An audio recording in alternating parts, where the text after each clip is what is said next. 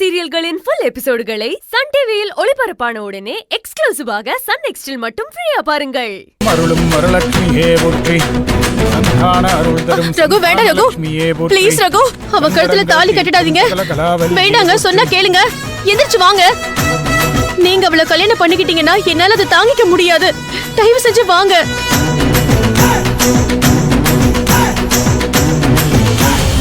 இங்க பாரு, நீ என்னதான் அழுது கூப்பாடு போட்டாலும் இந்த கல்யாணம் நிக்காது. எந்திரிச்சு வாங்க நோங்கன்னு அபசுகுணமா அவனை கூப்பிடுறத நிப்பாட்டிட்டு பொறுப்பான முதல் மனைவியா முன்னால வந்து நின்னு அவங்க 2 பேருக்கு அட்சதையை போட்டு மனப்பூர்வமா ஆசீர்வாதம் பண்ணு.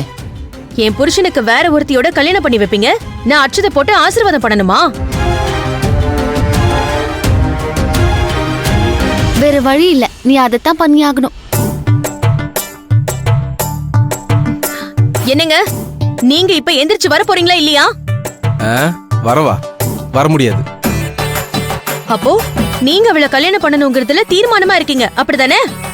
ஆமா, அப்படிதான். இதுதான் உங்க முடிவுனா நான் என்னோட முடிவை சொல்றேன், கேட்டுக்கோங்க. இவளுக்கு நீங்க தாலி கட்டி பொண்டாட்டியா வீட்டுக்கு கூட்டிட்டு வந்தீங்கன்னா அங்க என் பொணத்தை தான் பாப்பீங்க.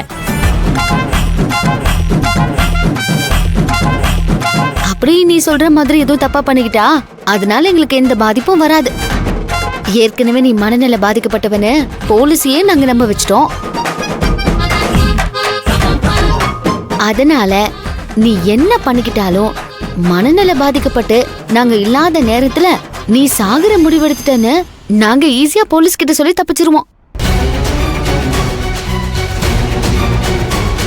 இங்க பாருங்க, சிந்துவ நீங்க கல்யாணம் பண்ணிக்கணும்னு நீங்க சுயபதியோட முடிவெடுக்கல. இதோ இந்த செவந்தி தான் உங்களை இப்படி முடிவெடுக்க வச்சிருக்கா. எனக்கு இன்னும் உங்க மேல நம்பிக்கை இருக்கு, நீங்க இவளை கல்யாணம் பண்ணிக்க மாட்டீங்கன்னு. அந்த நம்பிக்கையோட நான் உங்களுக்காக வீட்டுல காத்திருப்பேன். ஏன் புருஷனா, எனக்கு மட்டும் புருஷனா, வீட்டுக்கு வாங்க.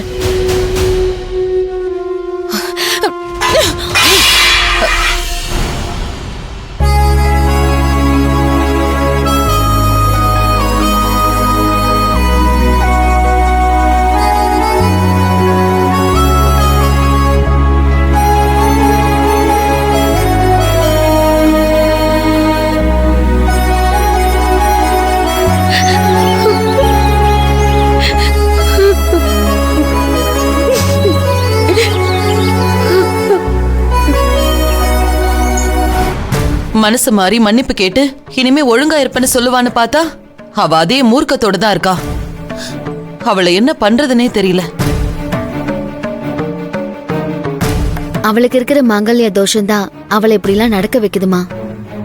அத நிவர்த்தி பண்ணிட்டா எல்லாமே சரியா போயிடும்.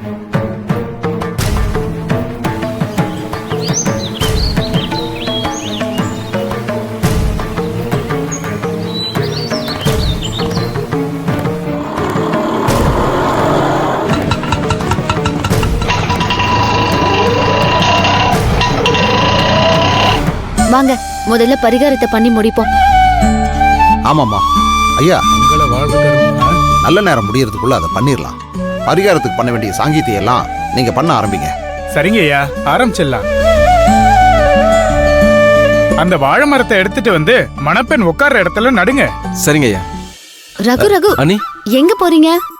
அதான் அவர் வாழை மரத்தை எடுத்துட்டு வந்து நட சொன்னார்ல, அதான் எடுத்துட்டு வர போறேன். நல்லா இருக்கே சங்கதி.